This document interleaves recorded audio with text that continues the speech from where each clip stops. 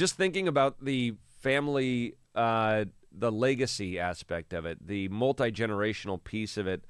If many of your listeners are not that acquainted with the United States and our laws and whatnot, our system doesn't really cater to family businesses passing down generation to generation.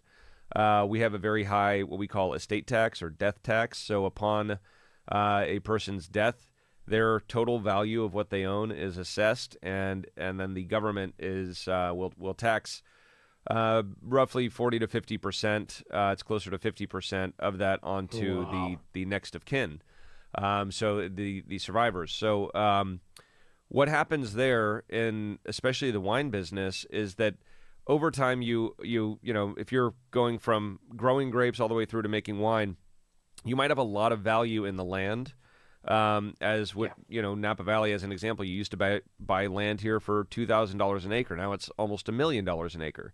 So you have value in the land, you have value in the facility, and then you typically have a lot of value in the brand.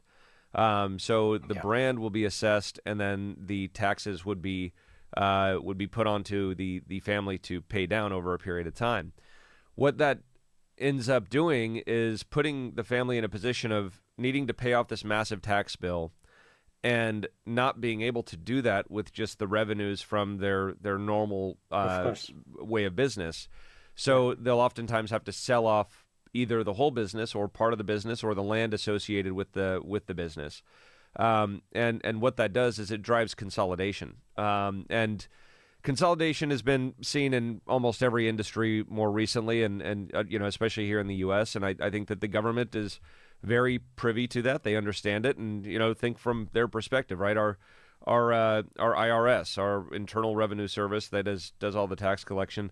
Their goal is to have an easier way of collecting those taxes. So, would you rather have 10 Amazon-size companies or 100,000 small family-owned and operated businesses?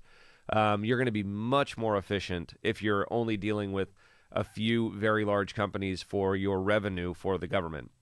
And so I think that a lot of this kind of plays out into the government does want consolidation, and they do want fewer family-owned and operated businesses, even though I look at that in all aspects of our economy as the lifeblood and really the origins of creativity, right? You're not seeing these big companies take a lot of risks.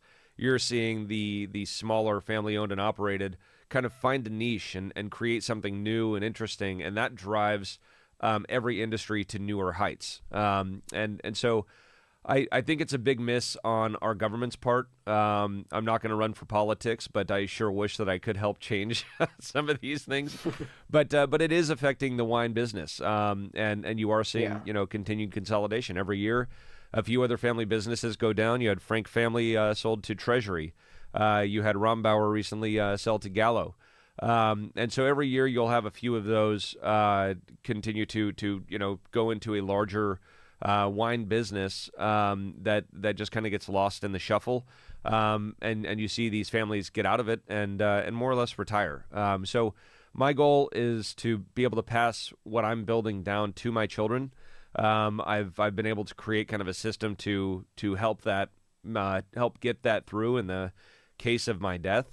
And so, it's kind of a morbid thing to think about, right? You're like, well, I'm only in my early 40s, but I've got to think about what happens the day that I die. So planning is an important part of it. I want this to be something like the old world, right? You have I think the Antinori's, they're going on, 24, 25, 26 generations of producing wine. That's absolutely amazing. Our history is much younger than that. But who's to say that couldn't be a possibility in 200-300 years? Which, I think that AI is not going to replace wine or grape growing. I don't think that's a possibility. So it's a great industry where we can continue to do the work. We can continue to have a relationship with the land and provide a product that evokes emotion and feeling and a story. And so I'm hoping that I've got 6 children. I'm hoping that one or any of them, all of them, want to get involved, and that's really the goal here. I'm not necessarily working for myself. I'm working for the future. Yeah, I totally agree with you. This system, I heard about it, but it's very strange for us, and I think it's globally a very high very high tax, and it's a terrible thing to block these family built businesses. And not just these are not just businesses, these are like this little art Yeah. pieces that you create, and it has an identity, it has everything. And to break this chain, I think it's a terrible thing.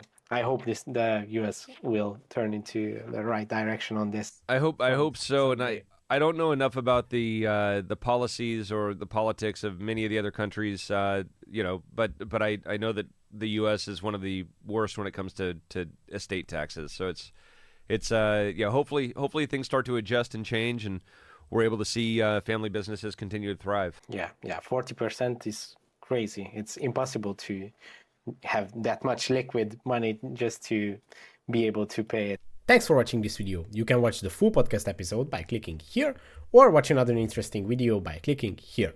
Let's continue the discussion in the comment section, and see you in the next one.